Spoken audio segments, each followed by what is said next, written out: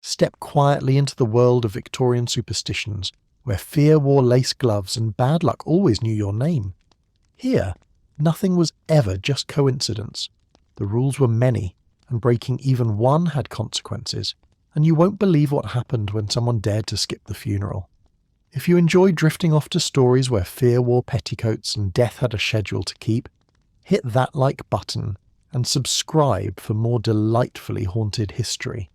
This episode is part of our Victorian series, a cosy collection of bedtime stories exploring the most bizarre, baffling and beautifully packaged superstitions of the 19th century.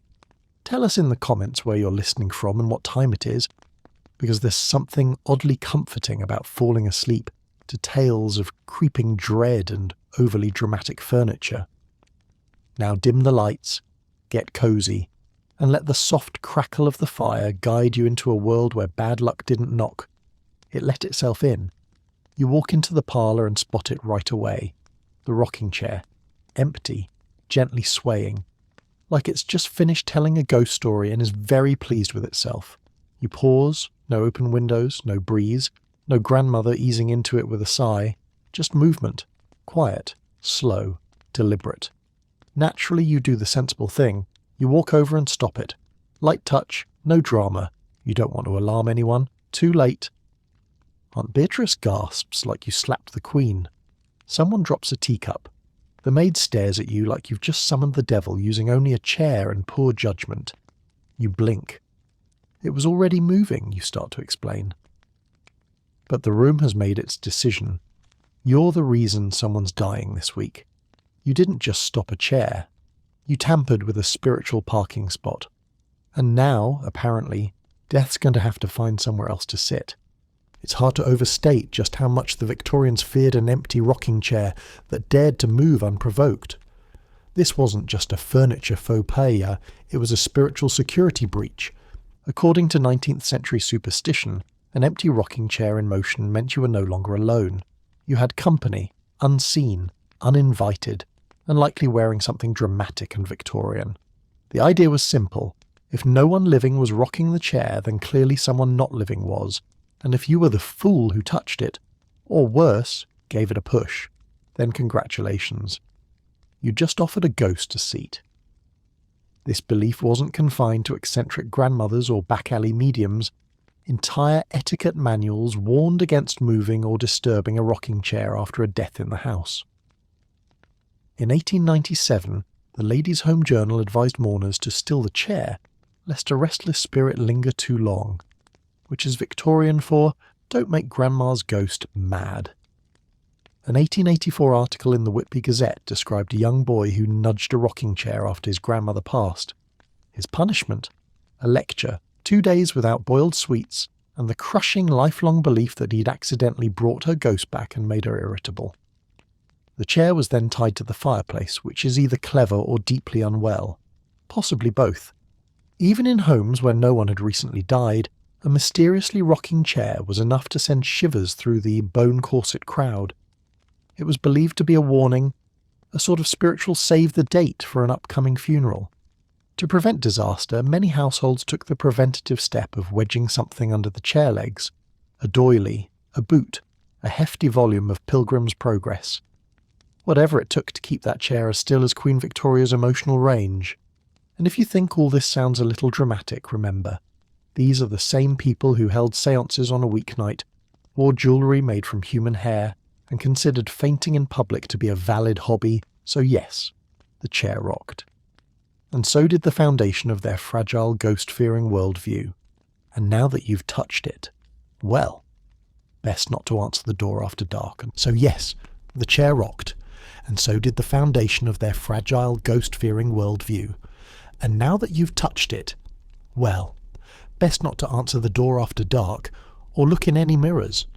Because in a proper Victorian home, when death visits, the mirrors don't just reflect sadness. They get covered with cloth immediately, and if you think that sounds dramatic, just wait. The rocking chair was a warm-up. The mirrors are where it gets serious. You're standing in front of a mirror, or at least where a mirror should be. Right now, it's just a large black shroud, tucked tightly over the frame like someone's trying to suffocate their own reflection. It's dramatic, a little theatrical, and let's be honest, slightly tempting. You glance around, no one's watching. Probably. The house is full of relatives speaking in low tones and sipping grief tea. What's the harm in just a peek? Just to see if it's still there. It's not like the mirror vanished into the spirit realm, right? Probably. You reach out and gently tug the edge of the cloth to the side. Don't! You jump like you've been caught defiling a gravestone with a hairbrush. Behind you, someone is already pale and clutching their chest. Aunt Louise looks like she might faint. The maid drops a tray of scones like they've become spiritually contaminated. Even the dog whimpers and leaves the room. You freeze, cloth still in hand. The mirror half exposed as if you've just unleashed something best left draped and unacknowledged. Do not uncover that, hisses your uncle as if the mirror might lunge at him. It's morning time. Right. Of course. The cloth isn't for dust, it's for death. Because apparently in this house, letting a mirror see the recently deceased is how you end up with more of them. You slowly let go of the fabric, nod, step away. You don't even look at your reflection, just in case it's not your reflection anymore. And now you understand. Here, mirrors aren't for checking your collar. They're for trapping souls. Victorians believed mirrors were more than just surfaces for admiring one's funeral attire. They were doorways to the soul, to the spirit world, or, more practically, to bad luck so intense it would make your wallpaper peel. The tradition was simple. When someone died, every mirror in the house had to be covered, immediately, before the body even cooled, preferably with a dark cloth, and always with serious intent, because an uncovered mirror during mourning wasn't just poor etiquette, it was dangerous. The fear that the soul of the deceased, confused and possibly nosy, would get trapped in the reflection, or worse, would use the mirror as a gateway to linger, haunt, loiter. A 19th century edition of the Household Guide to Practical Mourning warned, all mirrors must be covered with cloth at once, so that the spirit shall not be reflected and thus caught, detained, or confused in its passage to the next world. Because nothing delays your spiritual journey quite like accidentally locking eyes with your own corpse. In some regions, the superstition went further. A mirror left uncovered might not only trap the dead, it might reflect death itself.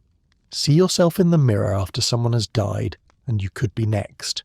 A visual game of tag, only the stakes are terrifying and Victorian. In 1882, the Liverpool Mercury ran a story about a grieving household that forgot to cover one small mirror in a guest room. The eldest daughter reportedly glanced at it the morning after the funeral and fainted on the spot. The family, mortified, blamed the oversight, not her corset. They had the mirror removed and never spoke of it again. It wasn't all paranoia. Covering the mirrors also served a practical purpose. It removed vanity from the equation. In a culture obsessed with mourning rituals, it was considered deeply inappropriate, borderline sinful, to admire yourself during a funeral, especially in a hat with a 6-foot veil and a cross-stitched sorrow expression.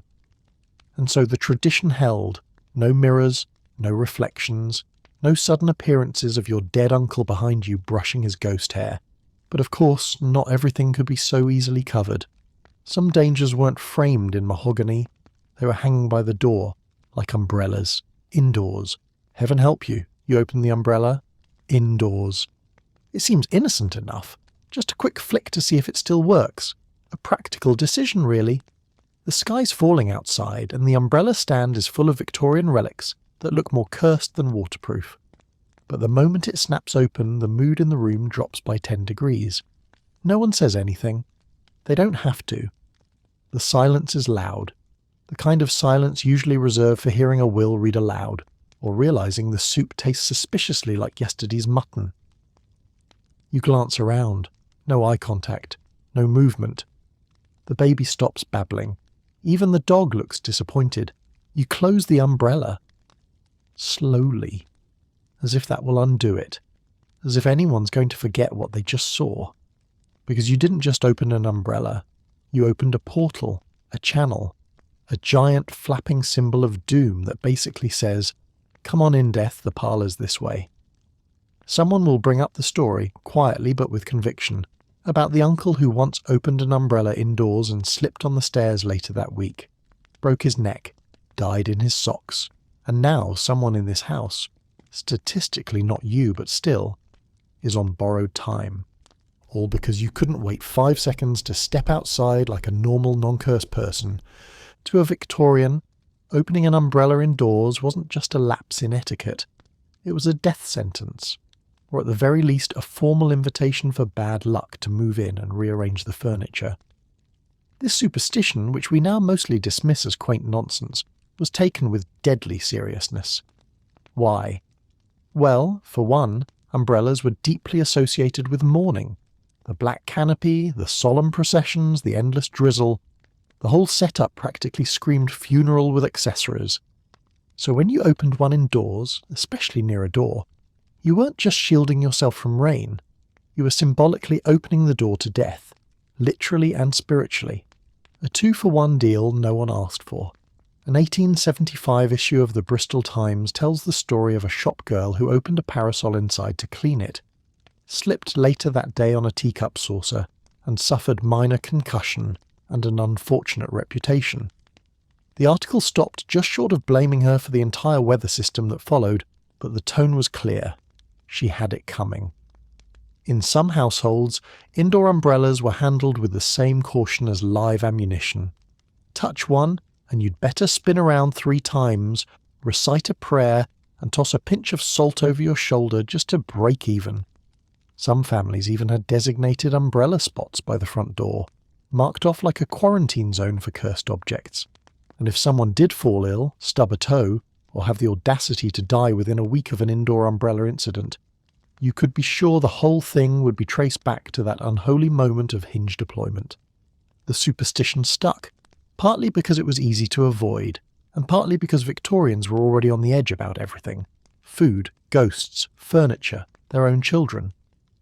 An umbrella was just one more thing to be terrified of, and in a world where death was always hovering nearby, on your doorstep, in your stew, in your decorative hair jewellery, opening a large black canopy inside the house felt like taunting the inevitable. Still, umbrellas weren't the only thing you weren't supposed to bring indoors. There were other omens, subtler ones, like the bird now tapping at your window, over and over, with just enough intent to make you feel like you're being personally warned. Because in the Victorian imagination, that wasn't just a bird, that was a messenger. And the message? Someone's going to die. You hear a tapping at the window, not frantic, just confident. You walk over and find a bird staring back at you through the glass. It doesn't flinch. It doesn't blink. It taps again, as if reminding you you've forgotten something important, like your appointment with doom. Behind you, the room has gone quiet. Chairs stop creaking, cutlery freezes mid-air. That's not good, someone says flatly, like they've seen this exact omen before and didn't like how it ended. The bird taps once more, then flies away. No rush. You turn around, expecting someone to explain. No one does. They're all just watching you now, like you've stepped into a new role you didn't audition for. Better make sure your affairs are in order, someone else mutters, mostly into their teacup. You sit down slowly. No one makes eye contact. And just like that, you're the reason everyone's wondering if the black mourning clothes should stay out. Just in case. In the realm of Victorian superstitions, few omens were taken as seriously, or as dramatically, as a bird tapping at the window. This wasn't just a nuisance or a curious animal, it was a death sentence delivered in feathers. The belief was widespread. If a bird, particularly a black one, flew into or tapped at your window, it meant someone in the home would soon die. Not might die, would. The bird wasn't knocking, it was warning. While this superstition wasn't exclusive to the Victorian era, the Victorians embraced it with their usual flair for turning minor inconveniences into existential crises. It was believed that birds, especially crows, ravens and sparrows, acted as spiritual messengers. To see one behaving oddly was considered a direct signal from the beyond, and tapping at a window, that was practically the afterlife saying, "Get your affairs in order." Newspapers occasionally fed into the hysteria. In 1866, the Western Daily Press ran a brief but unsettling note about a woman in Gloucestershire who reportedly heard a bird tapping at her bedroom window 3 nights in a row. On the 3rd night, her husband collapsed at breakfast and never rose again. The article ends with no follow-up, no explanation, and a strongly implied "told you so." This fear wasn't limited to actual window contact either. Even hearing a bird sing near a window at the wrong hour, particularly at night, could prompt the full Victorian death prep protocol, writing letters, adjusting wills, and planning which handkerchief to clutch dramatically at the funeral. Birds that came indoors were even worse. If one flew into the house, people would scatter like someone had just thrown in a lit firecracker. It didn't matter if it was a starling or a half-frozen robin. The symbolism was the same. Death has entered the home. To ward it off, some families nailed up bits of bread above the windows. Others hung iron horseshoes or string charms. A few just kept the curtains closed permanently, which probably explains a lot about the state of Victorian mental health. And while not every bird was viewed with suspicion, it's safe to say that if it knocked, especially more than once, someone was probably reaching for their black crepe already. Because in a world where umbrellas were cursed and rocking chairs invited ghosts, a bird at the window wasn't just scenery, it was a deadline. But even if death didn't come through the window, it could still be swept in through the front door, especially if someone was careless with a broom. It happens quickly. 1 minute you're standing in the kitchen, contemplating how long it would take to fake a faint and leave the room. The next, the maid's broom slides across the floor and brushes cleanly over your shoes. She stops mid-sweep. You both stare at the floor like something terrible just occurred. "You'll never marry now," she says flat. Not even sorry, just reporting the facts. You try to laugh, but it sounds unconvincing, a little hollow, like the laugh of someone who just watched their future slide into the coal scuttle. Across the room, someone gasps. Someone else says, "Poor thing." You haven't even finished your tea and you're already being eulogized. And just like that, your prospects are gone. Not because you're unkind, not because you smell faintly of pickled onions, but because a broom had opinions. Among the many ways the Victorians found to threaten people with lifelong unhappiness, one of the simplest was this: have your feet swept by a broom and you'll never marry. This superstition wasn't niche. It was widespread, whispered across kitchens and sculleries like gospel. If someone swept over your feet, even by accident, it meant your romantic prospects had just been cleared away along with the coal dust. The belief had roots in earlier folk traditions, but Victorian households gave it new momentum, and like most good superstitions, it offered no remedy, no grace period, and certainly no logic. Domestic staff were often the unwilling messengers of doom. One wrong swipe, and suddenly they'd ruined someone's marital destiny. Entire generations of maids were trained not just in sweeping, but in avoiding toes at all costs. It was a delicate dance. Clean the floor, don't curse the family. In some regions, being swept 3 times was said to triple the curse. At that point, marriage wasn't just unlikely, it was impossible. You'd best start collecting cats and writing poetry. A letter published in the Sheffield Weekly Telegraph in 1893 complained about a young servant whose sweeping habits have already robbed my daughter of 2 suitors, adding, "She now refuses to walk barefoot in the kitchen, lest she be doomed entirely." Even men weren't safe. A bachelor whose feet were swept might be laughed at, pitied, or declared a confirmed bachelor before he even knew what hit him. There were, of course, a few whispered ways to reverse the curse: spin in a circle, spit over your left shoulder, or immediately kiss the next person you see, which, let's be honest, comes with its own set of problems. But most people didn't take the risk. If a broom touched your feet, you accepted your fate. You were now single, possibly forever, possibly cursed, possibly the star of your own personal tragedy, sponsored by housework. Still, it could be worse.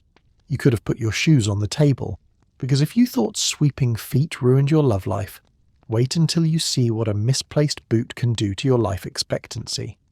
You set the shoes on the table, just for a moment. They're muddy, the floor is clean, and the table was already scratched by someone's knitting shears, so really, it seems like a practical choice. But the moment you do it, something shifts. It's quiet, but deeply ominous. Like a breeze through a crypt, You turn around. Aunt Edith has appeared in the doorway, pale and wide-eyed, like she's walked in on a murder. "You've doomed us all," she says, which feels like a strong reaction to Boots. You try to explain, you really do, but apparently the explanation doesn't matter. The shoes are on the table. The seal is broken. Death now has your scent. Someone draws the curtains. Someone else starts boiling water for tea no one will enjoy. You remove the shoes, but the damage is done. You're not just cursed. You're socially contagious. No one sits near you at dinner. The dog won't look at you. And deep down you know the truth. This was never about the table. It was an omen, with laces. Few acts in a Victorian household could trigger as much silent panic as placing a pair of shoes on a table. It didn't matter if they were clean. It didn't matter if the table wasn't being used. The act itself was enough to conjure the idea of death, and not in a poetic literary way, more in a go pick out your mourning veil sort of way. The superstition held that putting shoes on a table invited misfortune, illness, or death into the home. This was especially true if the shoes were new, in which case, congratulations, you'd just personally delivered a funeral to your doorstep. This belief had some murky origins. One version claims it stemmed from laying out a dead person's clothing, shoes included, before burial. Seeing shoes on a table, then, was a visual echo of death, a premature staging of what was to come. Others point to theatrical traditions. In backstage dressing rooms, placing shoes on a table was thought to jinx the entire production.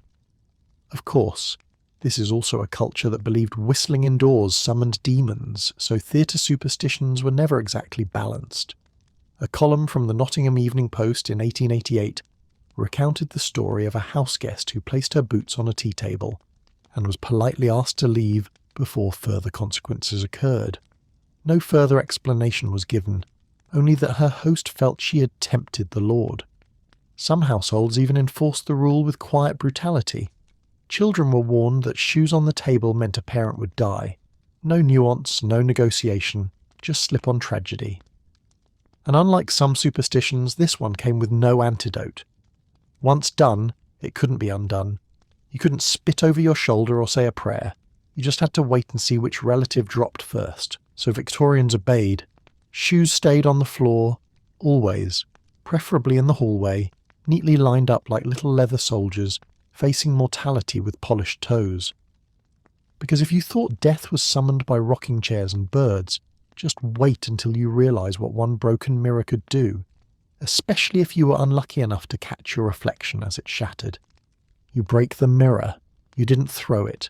You didn't even bump it. You barely touched the thing. And yet now it's in pieces on the floor, glinting up at you like a shattered promise. The room falls quiet in that specific, reverent way usually reserved for fresh corpses or reading out the name of the recently cursed. You stare down at the shards.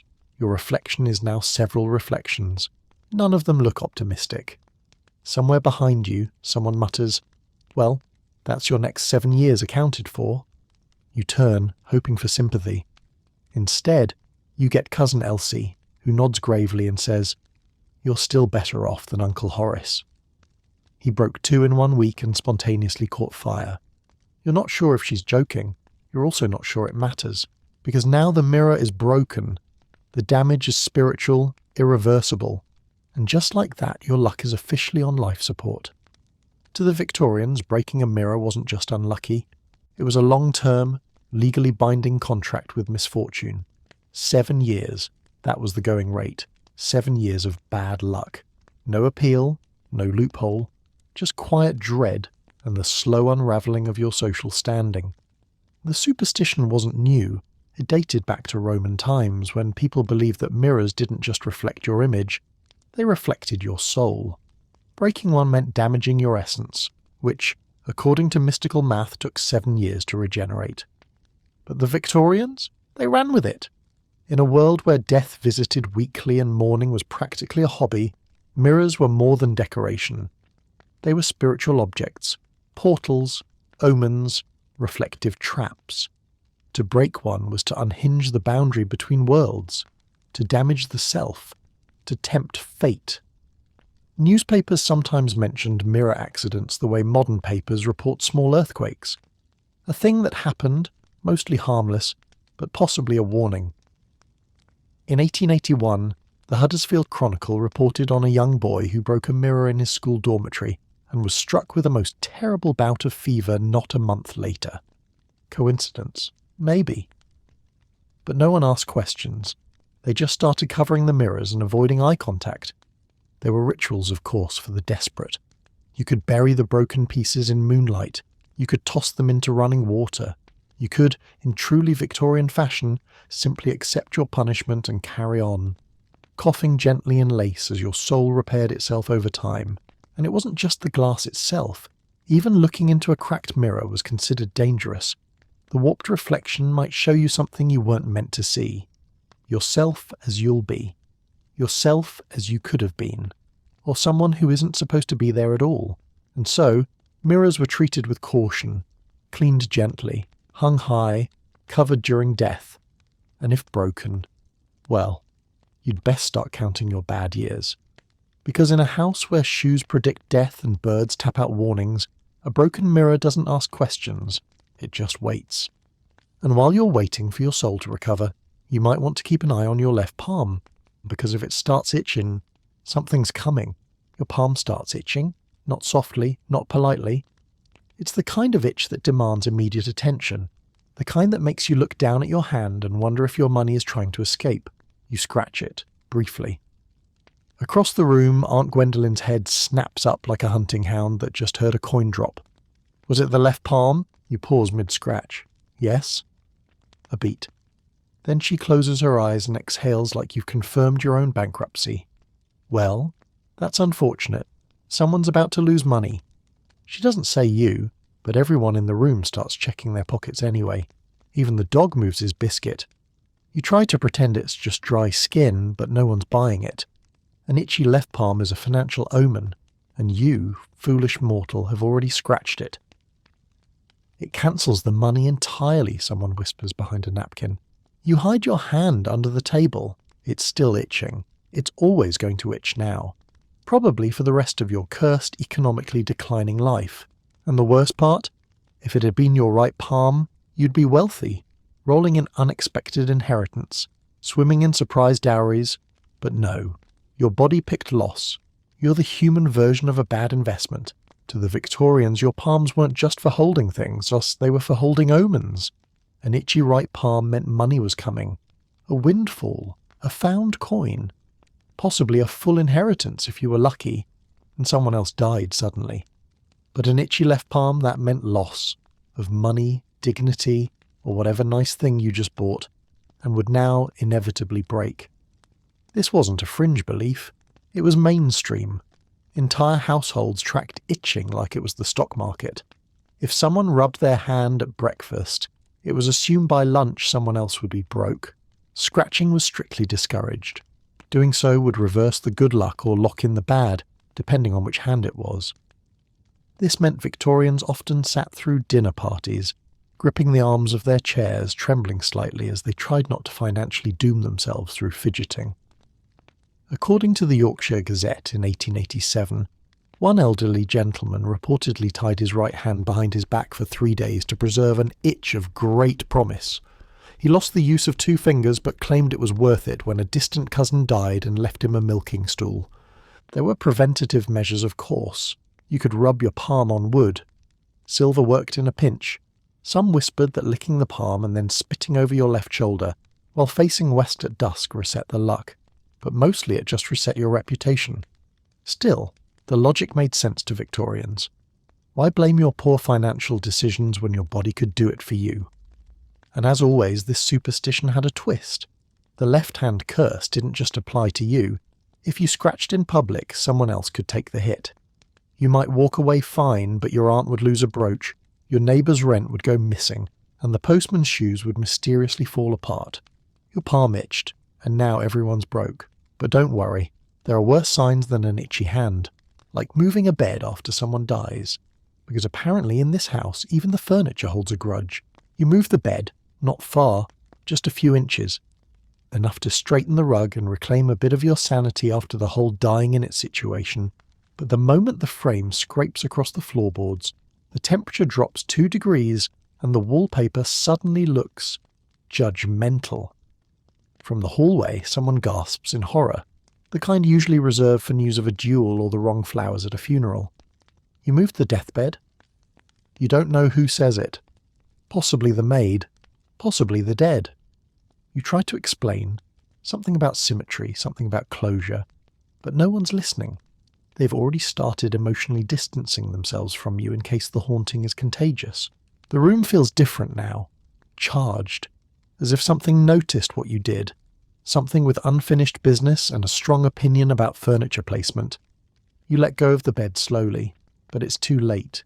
You've violated the contract, disturbed the scene, and now you'll spend the next several nights wondering if that creak at 2 a.m. was the floorboard, or the recently departed coming back to finish their nap.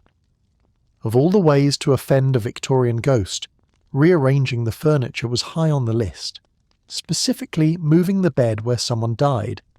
This was not just frowned upon, it was feared. Victorians believed that death left a spiritual imprint, not just on people, but on the physical objects near the body.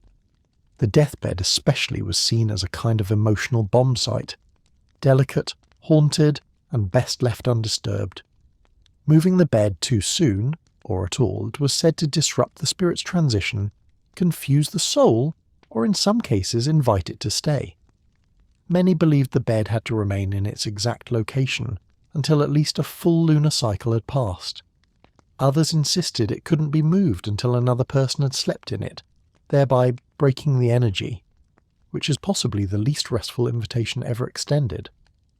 One London paper in 1869 printed a letter from a widow who claimed her husband's ghost haunted the bedroom only after she'd moved the bed to dust behind it. She described knocking sounds, sudden chills, and the distinct feeling of being glared at by upholstery. As a result, families often just left the bed alone. Some even sealed off the entire room, turning it into a permanent shrine/storage closet. In wealthier homes, they commissioned a new bed altogether, because nothing says closure like aggressively curated mourning furniture. Of course, practicality sometimes won. In cramped boarding houses and poor tenement rooms, the bed was often reused immediately, though not without whispered apologies and a strategically placed horseshoe. But the superstition endured, and even those who didn't believe in ghosts still flinched a little when the bed creaked afterward. Because whether it was spiritual residue or just grief being awkward, everyone knew one thing. You didn't disturb the place where death had visited, at least not unless you wanted to wake up at 3 a.m. with the bedsheets tucked a little too tightly, from the outside. And speaking of waking up in a panic, you might want to be careful which side of the bed you get out of next. You get out of bed, not violently, not defiantly, just to the left, the wrong side. You don't realise your mistake until halfway through buttering your toast, when the knife snaps in half and someone drops a spoon just to make it feel official. Aunt Gertrude won't look at you. The dog leaves the room. The fireplace coughs once and gives up entirely. You try to shake it off. Maybe it's just a coincidence. Maybe everyone's being dramatic. Maybe toast knives break all the time, and then your tea goes cold, mid-sip. And finally your cousin leans in and whispers, "You felt it, didn't you? The floor was colder. That's how they get in. You stop chewing." No one says what they are, but apparently you invited them in, with your foot. You spend the rest of the day narrowly avoiding falling portraits, curdled milk, and several emotionally distant family members. You walk into 3 separate cobwebs that weren't there before. A framed photo turns itself slightly while you're not looking. At bedtime, you wedge yourself in on the right side like it's holy ground. You're willing to lose circulation, dislocate a hip, and punch a nightstand if it means dodging whatever spiritual mess you started this morning. Because in this house, choosing the wrong side of the bed is less a metaphor and more a legally binding curse. Victorians were many things, emotionally restrained, highly flammable, suspicious of furniture, but above all they were deeply concerned about how and where people exited a bed. The superstition went like this. If you got out on the wrong side, your day, and possibly your afterlife, would fall apart. It wasn't poetic exaggeration, it was taken seriously. Households had designated safe sides, and violating that unspoken rule meant you were practically begging for divine punishment, or a stubbed toe with karmic undertones. The right side varied by region, class, and how many people had already died in the bed. Some aligned it with east-facing windows, good energy, others with proximity to the door, easy ghost exit, and a few just avoided whichever side Uncle Thomas rolled off before he expired in 1973. A letter printed in the Illustrated London News in 1882 described a woman who moved her bed to clean beneath it and spent the next 3 weeks suffering what she called backwards luck. She eventually had the bed reblessed by a priest and a chimney sweep, just to be sure. For working-class families crammed into tight quarters, this led to some logistical nightmares. Beds were shoved into corners where both sides felt wrong, leading to awkward crawl-outs, emotional damage, and occasional injuries. If you did wake up on the wrong side, there were rituals to fix it. Hopping backwards into bed, re-exiting properly. Or, and this was popular, just accepting that your day was ruined and going back to bed entirely. To outsiders it sounded ridiculous. But to the Victorians, everything meant something. A loose shoelace, a crooked painting, a yawn at the wrong hour. And if the first thing your body did that day was offend the spiritual alignment of your mattress, then yes, your toast would burn, your horse would throw a shoe, and your will to live would slowly, politely evaporate. But cheer up, at least you didn't cut your fingernails on a Friday, because that's when the devil takes a finger. You cut your fingernails on a Friday and just a little tidy up. Nothing wild, nothing theatrical, one snip, maybe two, and suddenly the entire house is acting like you've drawn a pentagram on the carpet in mutton grease. Your aunt sees the scissors and drops her teacup. Your cousin makes the sign of the cross with a dessert fork. Someone in the corner whispers, "We'll be lucky if the house survives the night." You stand there holding the scissors, mid-trim like a criminal caught red-handed, or rather red-fingered, not with blood but with deeply inappropriate timing. Apparently, nail maintenance on a Friday is a fast track to financial ruin, emotional collapse, and possibly spontaneous combustion. "Did no one teach you?" your grandmother hisses, as if you've broken some ancient blood pact. "It brings sorrow." Sorrow? You were just trying to look less like you'd been raised in a chimney. But fine, let the record show. You clipped a hangnail, and now the cat won't come near you, the pudding collapsed, and someone's portrait just fell off the wall. Upside down. Congratulations, you're now spiritually unclean. From the knuckles up, in the delicate psychological minefield that was Victorian superstition, cutting your fingernails on the wrong day was equivalent to asking fate to hit you with a brick. And no day was more cursed than Friday. According to the widely circulated rhyme, cut them on Monday, you cut them for health. Cut them on Tuesday, you cut them for wealth. Cut them on Wednesday, you cut them for news. Cut them on Thursday, a new pair of shoes. Cut them on Friday, you cut them for sorrow. Cut them on Saturday, see your true love tomorrow. Cut them on Sunday, the devil will be with you all week. In summary, Friday, misery. Sunday, literal Satan. The rest of the week, marginally survivable. This wasn't a casual superstition either. People took it very seriously. Nail scissors were hidden away like murder weapons. Grandmothers carried entire emotional breakdowns in their apron pockets, ready to deploy at the first sound of snipping after sunset. Children were taught the rhyme before they learned arithmetic. Barbers tiptoed around it. And if you did clip your nails on a forbidden day, every stubbed toe, missing coin, or failed engagement for the next month would be traced back to your selfish, impulsive grooming. In 1879, the Derby Mercury printed an anonymous letter from a woman claiming her son trimmed his fingernails on a Sunday morning and fell down a well by dusk. It was unclear whether the well was related, but the community agreed the timing was suspicious. Some people added extra rules just to be safe. Never burn the clippings, never leave them indoors, and for the love of all things holy, don't bury them near the family dog. No one could quite explain why, but it sounded serious. And as with all Victorian superstitions, there was no upside. There was no good day to cut your nails and become immortal or inherit property. The best you could hope for was shoes.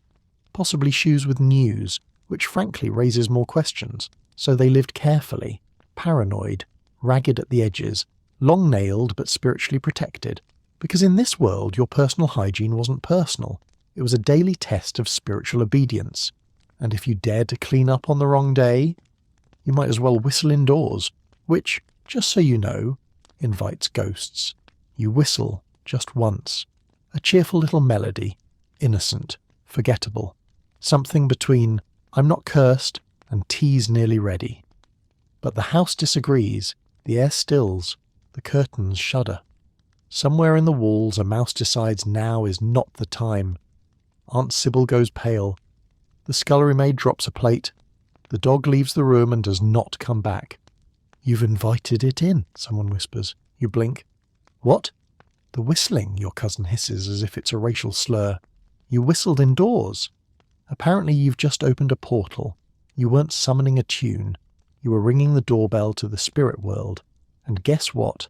They're home. You stop immediately, but it doesn't matter.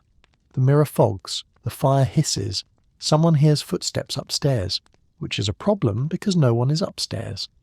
By nightfall you're sleeping with a Bible under your pillow, a horseshoe by the door, and the vague feeling that something is watching you breathe. All because you dared to be slightly upbeat before supper. Victorians didn't believe in indoor whistling, they feared it. To whistle indoors was to open a line of communication, not with your fellow man, but with every bored ghost, nosy spirit, and opportunistic demon within a 10-mile radius. The superstition ran deep. Whistle at night? Expect a ghost. Whistle near a mirror? Expect company. Whistle near the stairs. Hope your will is updated. This wasn't fringe belief. It was mainstream terror. Entire households banned whistling outright. Children were scolded, servants were warned, and anyone caught humming through their lips indoors was one step away from being spiritually evicted. An 1874 article in the South London Press described a widowed woman who allegedly whistled in her drawing room and promptly lost 3 candlesticks and her sense of peace. Whether it was theft or poltergeist behaviour is unclear, but the tone was, she deserved it. The underlying belief was that whistling was too joyful, too casual. It disrupted the delicate misery that held Victorian society together. Worse, it attracted things that didn't belong. Spirits, thieves, ill fortune, possibly amateur poets. It was also tied to sailors, criminals and chimney sweeps. People who had the audacity to flirt with death and survive. The upper class, being perpetually one séance away from madness, decided whistling indoors was reckless spiritual behaviour. Even the church got involved. Some sermons warned that the whistle is the voice of pride, and pride, as we know, is how you end up haunted and poor. So people kept quiet. Better to let the silence stretch awkwardly than accidentally summon Great Aunt Margaret and her poltergeist opinions about tablecloths. Because in Victorian England, whistling didn't show good cheer. It showed you hadn't read the manual on how to not get possessed. And if you really want to test your luck, try sleeping with the window open after someone dies. Let's see what flies in then. The moment she exhales her last breath, the room exhales with her, except you. You're still standing there, awkwardly clutching a teacup and wondering if now is the right time to say something comforting, or just quietly back out of the room. Before you can decide, Aunt Prudence throws herself across the carpet like she's auditioning for a séance and yanks the window open with the urgency of someone defusing a bomb. "What are you doing?" you ask, because apparently you enjoy being scolded during moments of spiritual crisis. She spins around. You have to let the soul out. You glance at the body. You glance at the window. You glance at Aunt Prudence, who is now weeping into the drapes like she personally failed the soul evacuation protocol. And suddenly everyone's looking at you. Because you hesitated. You didn't know. You were too busy thinking about what happens next. The will, the biscuits, the inevitable uncomfortable silences. And now, according to family consensus, you may have trapped a soul in the house, forever, probably in a cushion, possibly in the teapot. No one says anything, but chairs are quietly avoided. People sit slightly off-centre. The curtains don't blow in the breeze. They just sort of twitch, like something's pacing. And all because you didn't open a window fast enough. Congratulations, you're now the reason your grandmother haunts the pantry. Of all the tasks surrounding Victorian death, the veils, the bells, the endless supply of sponge cake, Opening the window was one of the most sacred. It had to be done immediately after death, not an hour later, not once the body was washed, not when the vicar arrived. Immediately. The belief was simple. When someone died, their soul left the body. And if all exits were closed, especially windows, it could become trapped. And once a soul was trapped, you had problems. The most common fear was that the soul would stay in the room, unsettled and increasingly irritated like a houseguest, waiting for a carriage that never arrives. You'd get chills, flickering candles, sudden drops in temperature, possibly an overwhelming smell of violet powder and judgment. Some believed the soul could attach itself to objects, mirrors, beds, wardrobes, or worse, to the living. Nothing ruined a Tuesday like inheriting your dead aunt's unresolved grudge because someone forgot to crack a window. A letter to the Leeds Intelligencer in 1871 described a woman who claimed her mother's spirit remained in the bedroom for weeks after death, unsettled by a poorly latched window and the general lack of spiritual courtesy. In households that observed the ritual, the window was open just enough, not wide enough to let in birds, but wide enough for a soul, which was assumed to be smaller than a hat but larger than a secret. Some even placed a chair under the window so the spirit could take a moment to sit and reflect before leaving. Because of course, even in death, Victorians expected manners. The window remained open for hours, sometimes a full day, depending on how difficult or dramatic the deceased had been. And if someone died in transit, say in a carriage or train compartment, you opened something, a panel, a door, a glove box, anything to show the soul the way out. Because nothing was more dangerous than a confused soul with nowhere to go, except perhaps one that never left. So yes, they opened the windows, even in winter, even in a storm, even if it meant snow on the wallpaper and pneumonia by breakfast. Because the risk of trapping the soul inside was far worse than a draft. And if you forgot, well, let's just say you'd know, usually around midnight when the floorboards creaked and the tea tray rattled, without anyone touching it. The funeral bell rings, low, hollow, dramatic, the kind of sound that implies someone's died in an especially poetic way, possibly while holding a single fading rose. But here's the thing, no one's dead. Yet. You glance at the clock. The dog whines. The wallpaper peels a little at the corner, as if trying to flee the room. Across the table your great-aunt's spoon freezes mid-stir. Slowly the family begins to turn, not toward the window, but toward you, because the bell ringer didn't ring it. And that only means one thing in this house. A pre-death alert has been issued. Aunt Edith clasped her hands like she's praying you don't bleed on the floor rug. That bell doesn't ring for nothing, she murmurs. It chooses people. You laugh, or try to. It comes out as a wheeze. It's probably a breeze, you say. Maybe a rope slipped, maybe gravity had opinions. But no one's buying it. The cat won't come near you. Your teacup develops a mysterious crack, and suddenly you're aware that your left eyelid's been twitching all morning. You were fine before. Now, you're the prime candidate for sudden, unexplained Victorian-style expiration.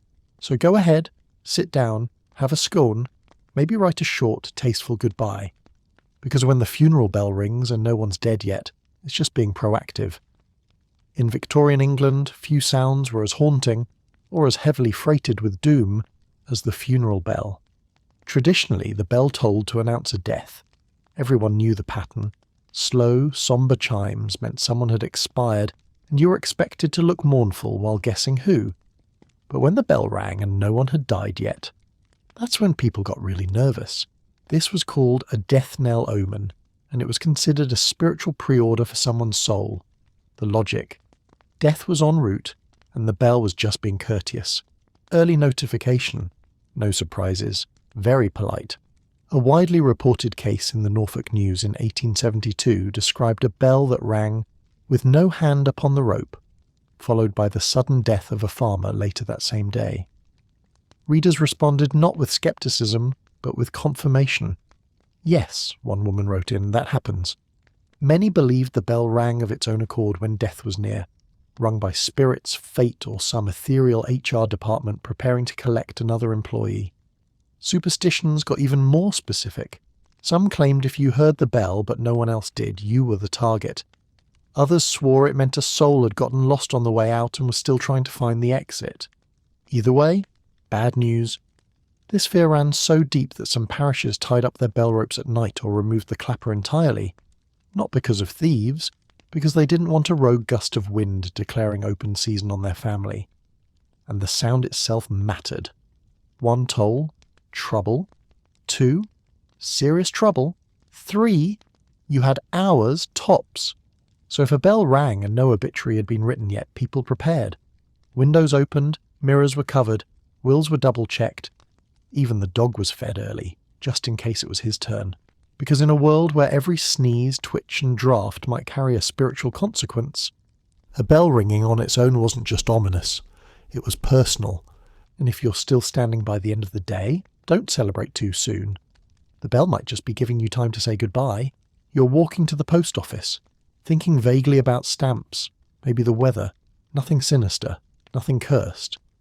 Until a black cat darts out from under a fence and trots across your path like it owns the entire neighbourhood, and possibly your soul. It doesn't even look at you, just crosses in front of you tail high, eyes bored, as if to say, enjoy the rest of your cursed life, peasant. You stop mid-step, your breath catches. Somewhere in the distance thunder rumbles, probably unrelated, probably. You glance around, no witnesses, no clergymen to absolve you. Just you and the cat, and the oppressive knowledge that your fate has now been rewritten by something with whiskers and absolutely no job. You try to keep walking, pretend you didn't see it, maybe even hum a little tune. But now everything feels off. Your shoe squeaks, a leaf sticks to your coat, a child sneezes nearby, and for some reason it feels personal. You know what's coming. It's not immediate. No. Victorian curses are never in a rush. It'll be slow, methodical. You'll spill tea on an important letter. Your hat will blow into a fountain. You'll receive a vaguely rude glance from someone important. And it will all trace back to that cat. Who, by the way, is now sitting on a nearby wall, cleaning its paw like it didn't just spiritually vandalise your entire month. In Victorian superstition, few creatures carried more spiritual baggage than the black cat. To many, a black cat crossing your path wasn't just unlucky, it was an active decision by the cat to ruin your day. These animals weren't innocent. They were considered agents, gatekeepers between the natural and supernatural, sometimes witches in disguise, sometimes just judgmental little omens with tails. This belief had roots in older European folklore, where black cats were linked to witchcraft, death, and bad fortune. The Victorians, already allergic to optimism, adopted it wholeheartedly. If a black cat crossed your path, the day was considered spiritually contaminated. You were advised to turn around immediately and go home, spit over your left shoulder, say the Lord's Prayer, or if you were extra unlucky, all three in that exact order. Newspapers occasionally printed remedies in their home columns, usually involving salt, silver coins, or physically chasing the cat away, while yelling things like "begone spirit," which, understandably, ruined many perfectly normal walks. A 1881 letter to the Daily News warned Londoners to beware the black cat near Highgate Hill, citing 3 gentlemen who saw it, and later lost umbrellas, fortunes, and in one case a fiancé. No one asked if the cat was perhaps just living its life. The assumption was if it's black and mobile, it's cursed. Interestingly, black cats weren't universally hated. Some sailors considered them lucky on ships but cursed on land. In some Scottish folklore, if a black cat entered your house uninvited, it meant prosperity was on the way, unless of course it stared at you too long. Then it meant death. Victorian logic was flexible like that. The key factor was always who crossed whom. If you crossed the cat's path, fine. But if the cat crossed yours, buckle up. So the next time a black cat slinks by like it's late to a séance, don't panic. Just stop, spin 3 times, apologise to the nearest tombstone, and maybe cancel your afternoon plans. Because in the Victorian mind, that cat didn't just ruin your day, it chose you. You see someone walking toward you. Same coat, same walk, same vaguely disappointed posture. And then it hits you. It's you. Not wow, they look a bit like me. Not how flattering, someone stole my aesthetic. Number, it is you. Full stop, your face, your stride, your expression that says, I survived a Victorian childhood and now regret it daily. You freeze. They smile, not a friendly smile. More of a you'll be dead by Thursday kind of smirk. You want to chase them down and demand answers, but they slip around a corner like a debt collector with moral authority. And just like that, they're gone. You stand there, sweating mortality. Everything feels wrong now. The street's too quiet. The clouds are too dramatic. A dog looks at you and whimpers like it knows. You try to act normal. You buy bread. You make tea. You sit in a chair like a person who hasn't just seen themselves casually strolling about like a phantom tax audit. But deep down, you know the truth. You've been marked, stamped, and somewhere out there, your ghostly understudy is rehearsing your final scene. If the Victorians feared anything more than death, it was being told in advance. Which brings us to the doppelganger, your unsolicited spiritual stunt double and the rudest omen in existence. Seeing your doppelganger wasn't a compliment. It wasn't destiny. It was the cosmic version of a pink slip. The belief came from German folklore. Doppelganger meaning double walker. The Victorians, lovers of imported dread, embraced the idea with open, trembling arms. Here's the basic superstition breakdown. If someone else sees your double, it's a mild social faux pas. If you see it, congratulations, you've unlocked the pre-death bonus round. Some said your doppelganger was your ghost getting a head start. Others claimed it was a malevolent spirit impersonating you in hopes of stealing your soul, your identity and possibly your pension. A few insisted it was simply your subconscious taking a stroll, which is fun until your subconscious shows up in full mourning attire. The examples were chilling. Percy Shelley, poet and professional doomed man, allegedly saw his doppelganger before drowning. Queen Elizabeth I reportedly saw her own deathbed doppelganger and shortly after made it official. Newspapers from the Victorian period occasionally printed letters like, I saw myself outside the bakery. I had not yet purchased scones. I am terrified readers understood. Doppelgangers didn't bring cake, they brought coffins. No one had a solid plan for avoiding this fate. One method involved hiding all reflective surfaces and praying your evil twin had bad navigation. Another popular solution was don't go outside, which, to be fair, solved many Victorian problems. A few suggested changing your hairstyle, not because it worked, just to die slightly, less embarrassed. But here's the real problem. The doppelganger didn't chase you. It didn't curse you. It didn't even speak. It just appeared, looked at you, smiled like it knew your expiration date, and then it left, calmly, politely, to give death the forwarding address.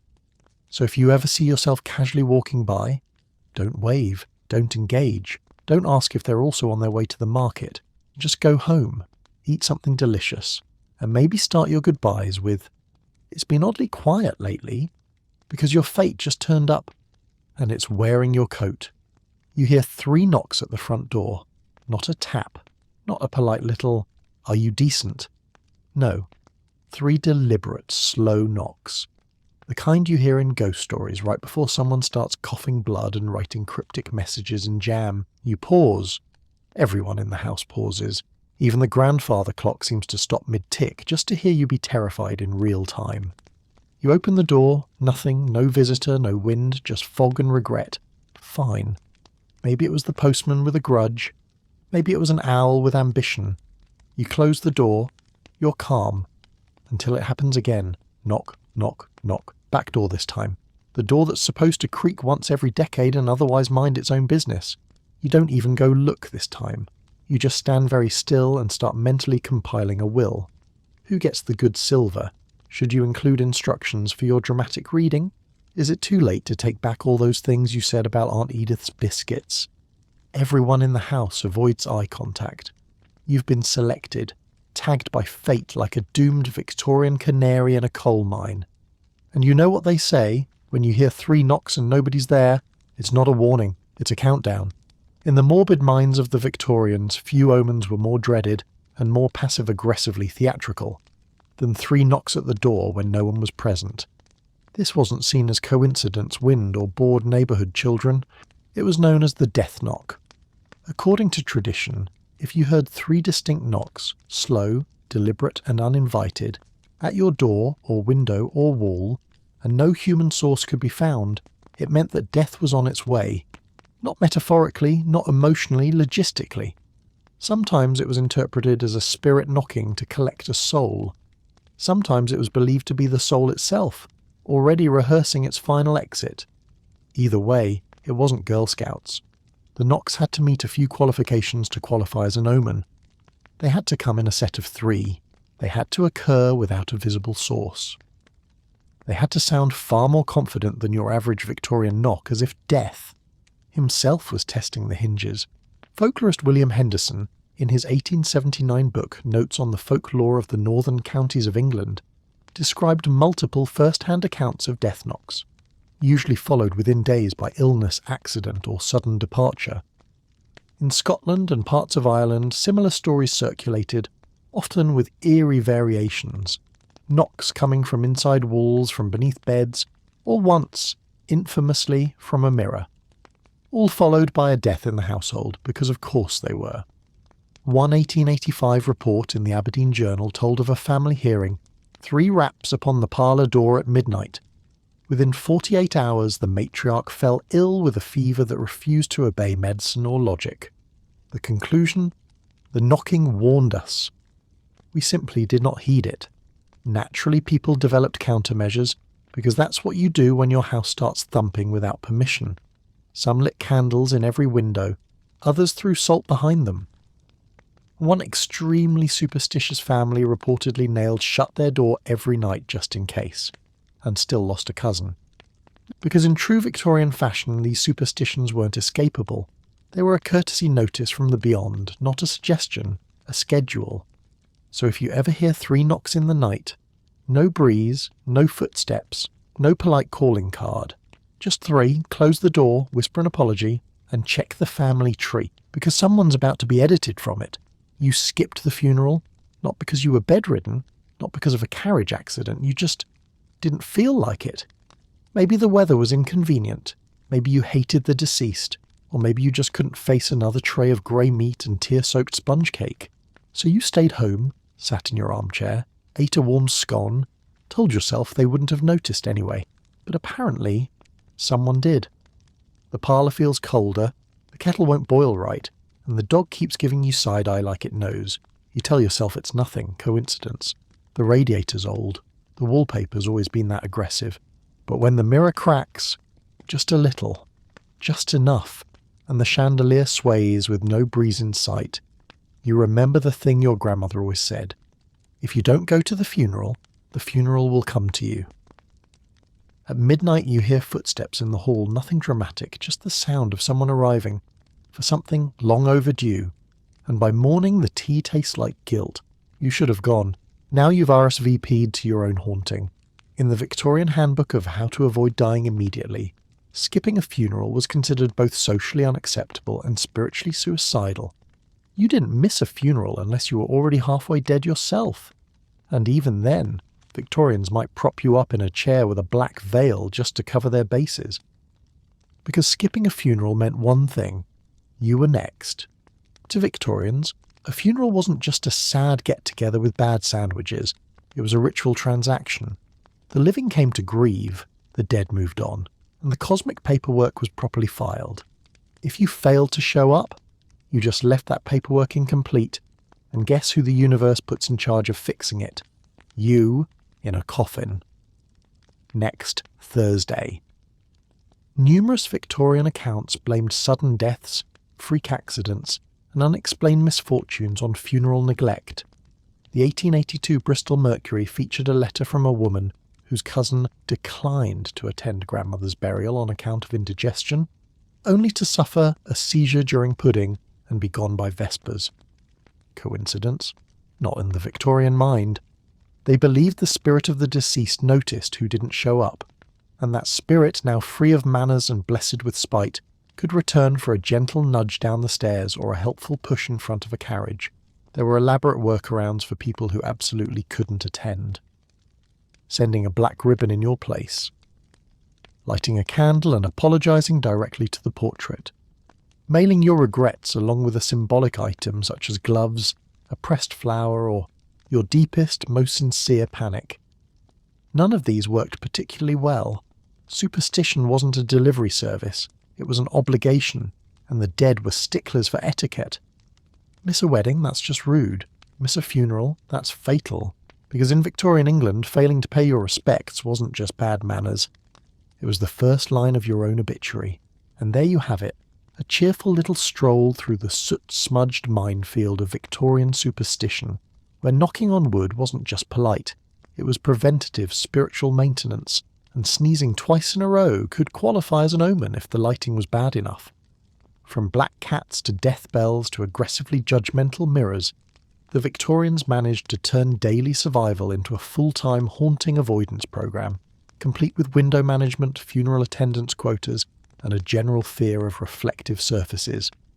But in the end, wasn't it all just an elaborate way to avoid taking responsibility for anything? Tripped on a rug, cursed, late to church, goat crossed your path, crippling existential dread. Definitely that rocking chair. The Victorians didn't fear death. They feared bad luck with excellent timing. So if your curtains twitch tonight or the kettle whistles a little too cheerfully, don't worry. You're probably fine. Probably. And now, as the final mirror is draped and the parlour glows with the soft gloom of superstition and unprocessed grief, I hope this absurd little tour through Victorian omens lingers, like the chill of a ghost that just walked over your future. You've dodged cursed rocking chairs, opened windows for confused souls, avoided eye contact with your own doppelganger, and learned never to whistle unless you're actively summoning regret. But for now, it's time to rest. The black cat has moved on, the funeral bell's gone quiet, and the ghost at the door has stopped knocking. For now. If you're still awake, well done. You've tiptoed through history's most neurotic haunting prevention manual. Hit subscribe so we can poke another omen with a stick tomorrow night. And as you drift, the soft crackle of the fire will carry you deeper, far from morning wreaths and phantom footsteps, and into sleep.